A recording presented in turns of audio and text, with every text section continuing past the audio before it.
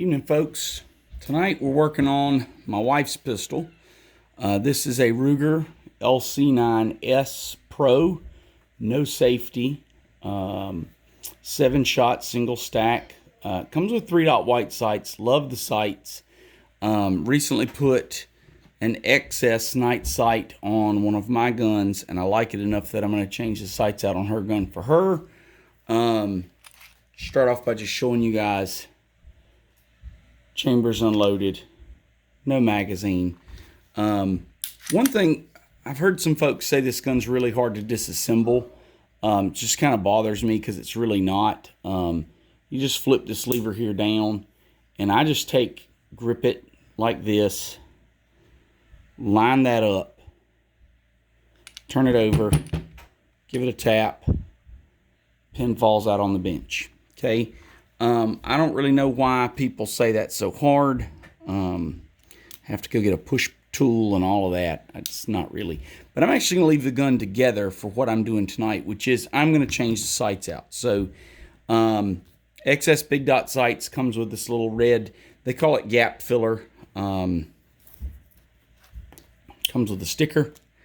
There's the rear sight. I'm a little disappointed. When I looked at these online, the rear sight was tritium. This was a glow-in-the-dark stripe. Okay.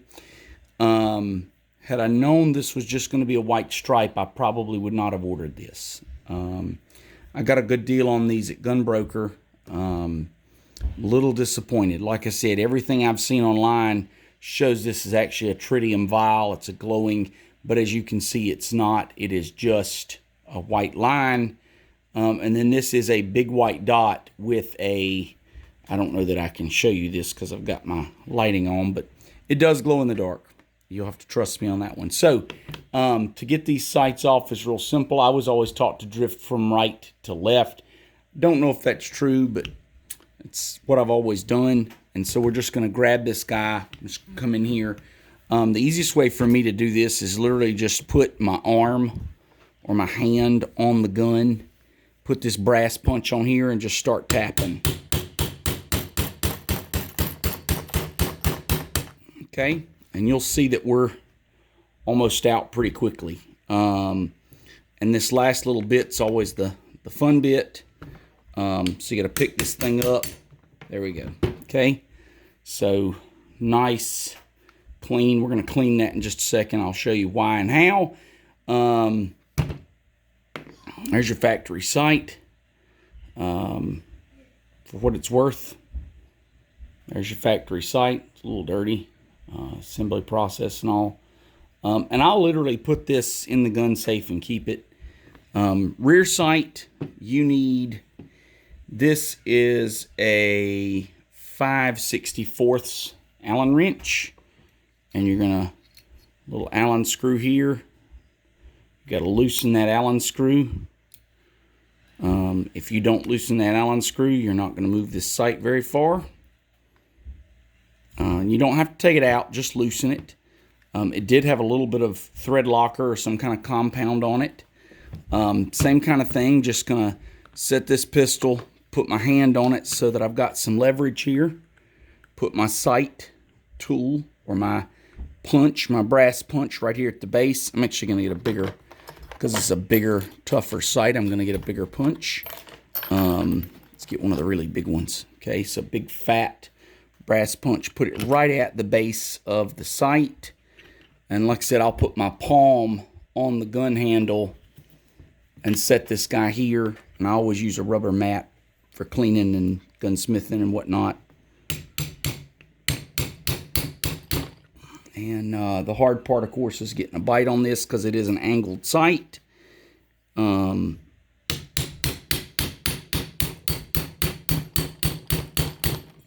But it's moving, and you can see that it's moving, and so you just got to keep at it. And at some point, you are going to run into a problem that the sight's going to hit the table, and you just need something. It doesn't have to be huge. A little wad of cardboard, a little piece of paper, you know, something like that. I've actually got this little piece of plastic here. I'm going to just put that under the gun, and hopefully, as you drift this sight, it gets a little easier, hopefully.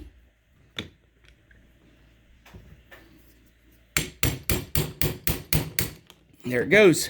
Okay, so the rear sight's off. Here's your factory rear sight, and you can see there's this brass on here, but if you clean that up, if you scrub that with steel wool and oil, that brass will come right off, and you'll never know that you beat on this sight. And you see there's your set screw. Okay, it's your original set screw. Okay, now I'm going to take some acetone or some solvent or some kind of cleaner, whatever suits you. Okay, just take a Q-tip here, and I'm going to go in to these front sight wells and rear sight well. I'm going to go into these. Just broke my Q-tip. Always been heavy-handed. I'm going to go in and just clean these up. Okay, there's all kinds of stuff in there from when this gun was manufactured. Okay, just because I mean this is what they do when they mass produce pistols. Okay, so clean that up real good, give it a second to dry. Looks great. If you guys can see that, looks great. And now we're going to drive these new sights in from left to right. Okay, so put them back in the way the old ones came out. The rear sight does have a set screw. It is a much smaller set screw. It goes through this little hole. They give you a wrench. Word to the wise, it cannot be backed up anymore. You can turn this thing left until you're purple. It will only tighten when it comes out of the package. It will not loosen anymore.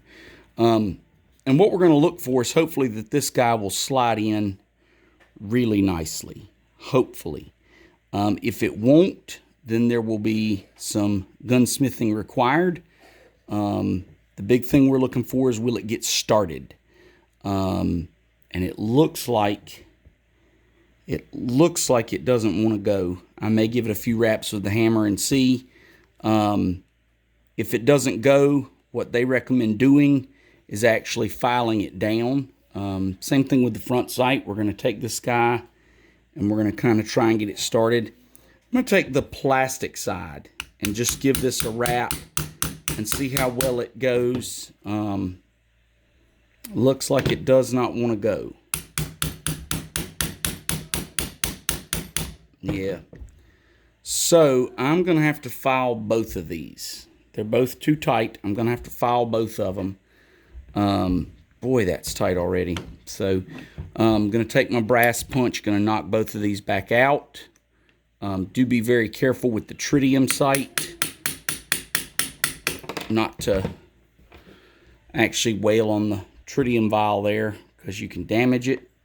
Okay, and what we're going to have to do is we're going to have to very lightly file these, and I'm going to show you how. We're just going to take a large file and we're going to file these down and then put them into the gun. Unfortunately, I wasn't ready for that. I have to go get a file. So here's my flat file, and we're going to do the rear sight first. And what you want to do is you want to get a file that is wider than the sight. So in my case, I don't really want to go that way because I'm really pushing the limit. So I'm going to go that way. And you just want to put this thing flat on the file, okay? Flat on the file, and just make a nice even stroke all the way down the file, okay? Nice even pressure all the way down the file.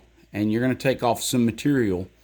And the idea is that by making this a little shorter, it fits into the notch a little better. And so we really want to just make sure we're giving this nice even pressure and coming across our file. Don't slide it back and forth on a file. It's really bad to go back and forth on a file. It's bad for the file. And I won't say all of my files are in the best of shape, but If you buy a brand new file and you do that, that's a real quick way to mess a file up.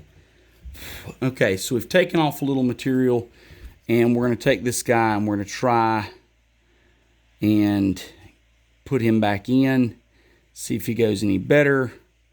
And this is probably going to be a real process. The other option you have other than a file is you could use sandpaper on a flat surface. You want to make sure whatever you use is not taking off too much material. That's one of the reasons I like, I've got a nice fine file here, and this file, try the other side here, maybe a little coarser, but this file is very fine. It's not going to take off a ton of material at one time. If you really get into like some aggressive, like some 60 grit or 40 grit sandpaper, or if you're really impatient and you have a belt sander and you get this thing going on like a belt sander, you can very quickly make your sight too small. And so, and what we're looking for really is to get this thing so that we can get it probably, well, let's just take the factory sight, right? So if we take the factory sight, if I were to put the factory sight in, right, it goes about that far before I start hammering. So we're trying to go that same distance, really, because the factory sight fit very tightly. And so if this new sight will go a fourth of the way in, and it's just not there yet, okay? So we're gonna keep filing. And I know this is gonna be a long video, but the intention of the video is to show you exactly what I did and how I did it. And you can't get impatient and go too crazy. It inevitably, what happens is someone gets too crazy and they take off too much material too quickly, and then they end up with the sight just falling in, and that little set screw is all that'll hold it. Still not as far in as I want it to go before I start hammering on it, because that's going to be a lot of hammering. But you do want your gun sights to be tight. So we're going to keep filing. And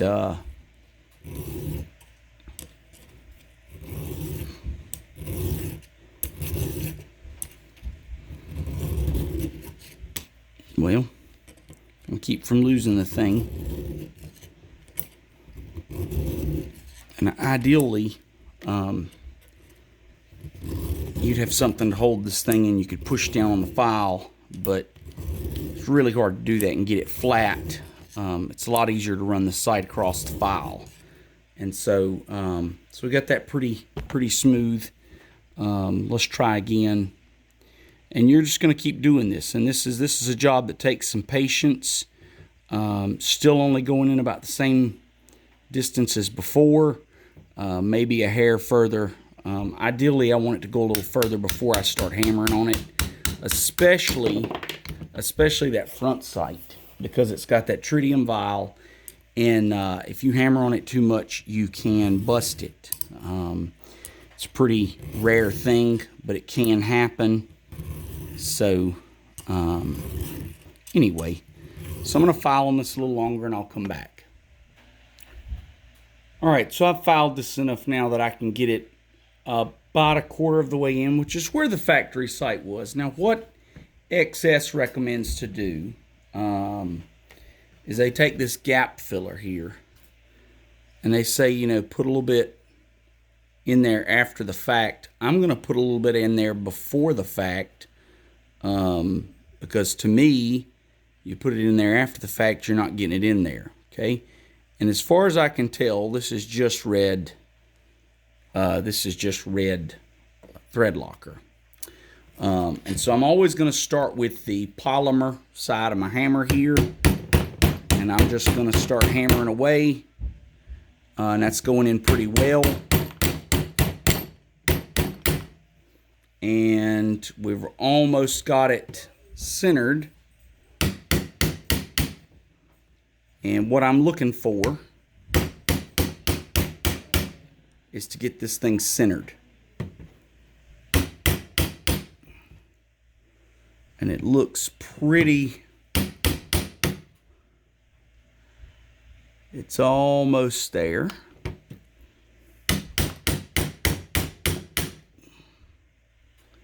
Almost there.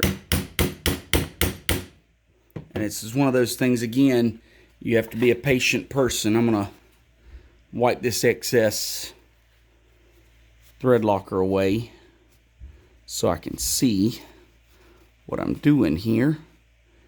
And what you'll see is it's not quite gotten to where you can see the gap here, and you can still see a little bit of the gap there.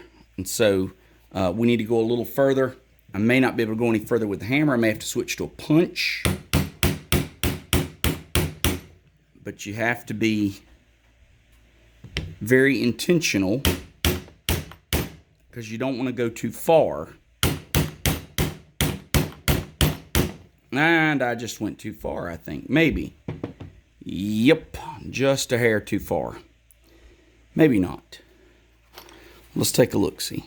And you're really going to eyeball this. I mean, you want it to be what you consider center. So what I'm looking for here, I'm going to point with this wrench here.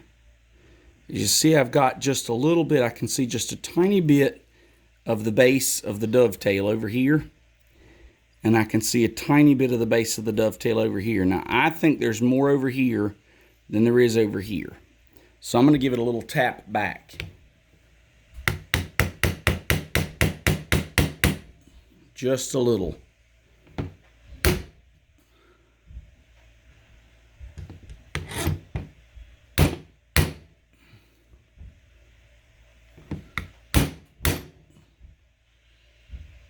And this is where a sight pusher is kind of magical. But I don't own a sight pusher, and I'm not going to buy one because I've got all the tools I need. So this gap here and this gap here look equal to me. Those two gaps look equal to me. Okay, so we're saying that that stripe's in the center of the handgun. So we're going to go ahead and take this and tighten this Allen screw down, hopefully.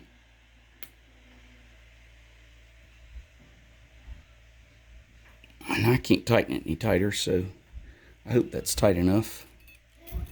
Well, brought this little file out for, there we go.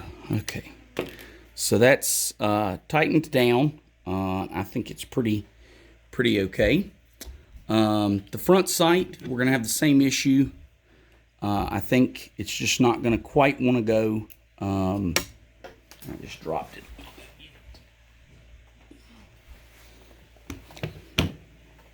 Okay, but I think we're going to have the same issue where it just won't quite go far enough. Helps put it in the right way, doesn't it? It won't quite go in far enough, but maybe. That's actually pretty good. I may go ahead and run with that. With this one, I think I'm going to have to use a brass punch on this edge until we get close. I'm going to go ahead and just file this a little bit. And again, it'll be just like the rear sight. You're going to take it and you're going to just go across the file, pick it up every time, go across the file. And you're pressing down, if you're wondering, I mean, you're pressing down really hard. You're not just letting the weight of the sight slide across this file. You're really going to push it. And taking off a little material. Let's see how that fits. It's a little further, not a lot, right? So we're going to take off a little more material.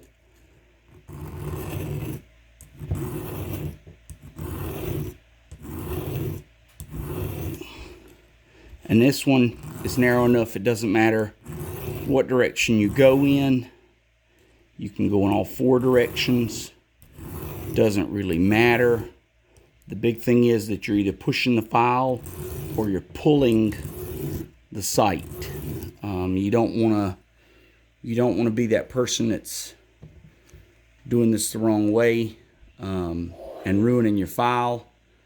So that's about as far as the factory front sight went before it started getting tight.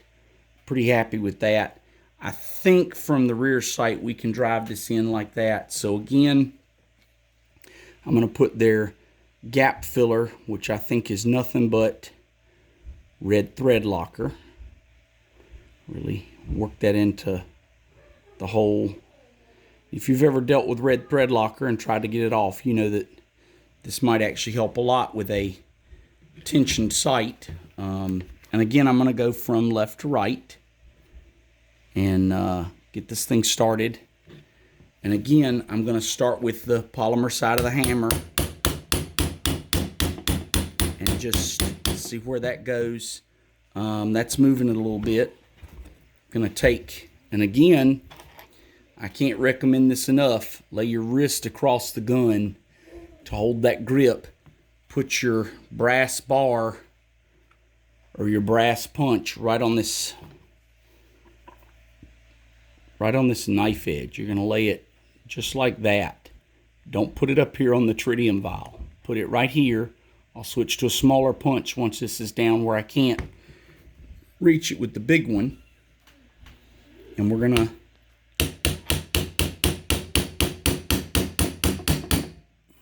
see what we can do. Okay, we're moving it. We're moving it. You really got to hit it, guys. It takes a lot of force. And you want to start paying attention now. See, there's a big gap over here, and we haven't exposed the dovetail over here yet. And again, you want to center these gaps up, and as long as you do that, and you can look at this flat top strap and tell this isn't centered, but you know, if you eyeball it center out to 15 yards, a pistol sight will be great. And so we're going to give this a few more really good solid whacks till I start to see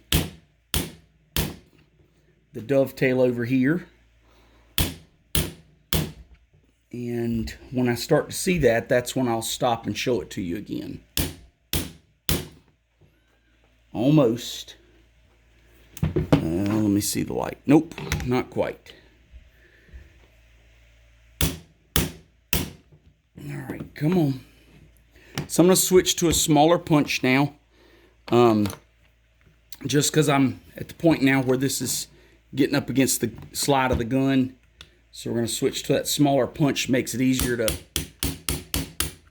and going to make sure that we take a little smaller whack so that we're not sliding off and hitting that tritium vial.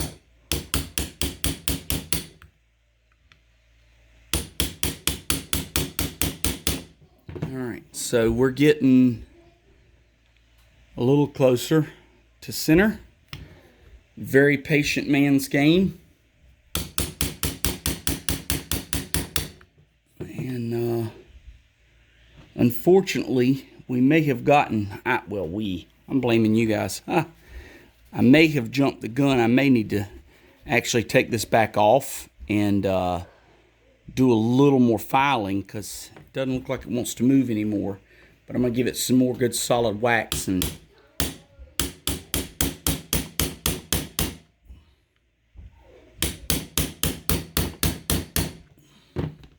see if I can't move it. And it is slowly but surely moving. So I'm going to keep hitting it. All right, so we're getting closer to center. Not there yet, but we're getting there. Again, let me get my little pointing tool. You look at your gap over here versus your gap over here. Gap over here is about the width of this Allen wrench. Gap over here is about twice the width of that Allen wrench. So we're getting really close now. Now's when you have to really pay attention.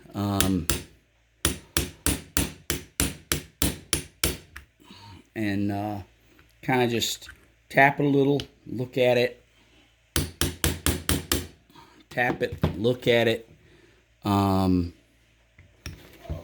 it definitely takes, I broke a little piece of brass off my punch. I don't know if you can see that, but it's kind of looking kind of ugly. When that happens, when you get to that point where your brass punch is not doing the job, you might switch. So I'm going to switch to a little pin punch, just because that lip is so small, it's actually breaking the brass.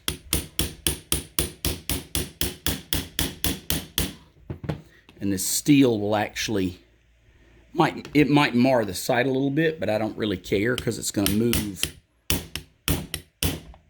that sight where I want it. We're getting there.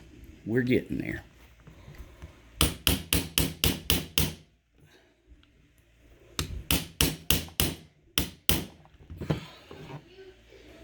So we're almost there.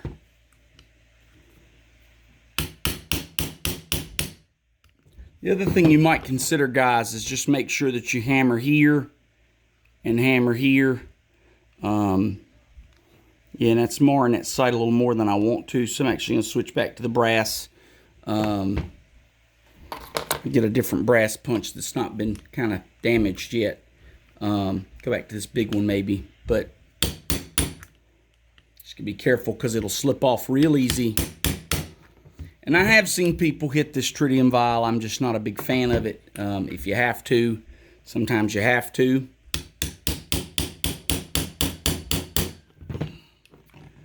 See,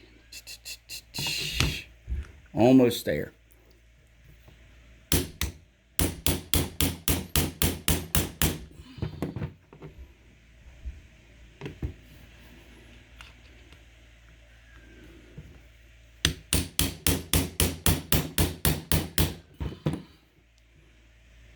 Now, that makes me happy.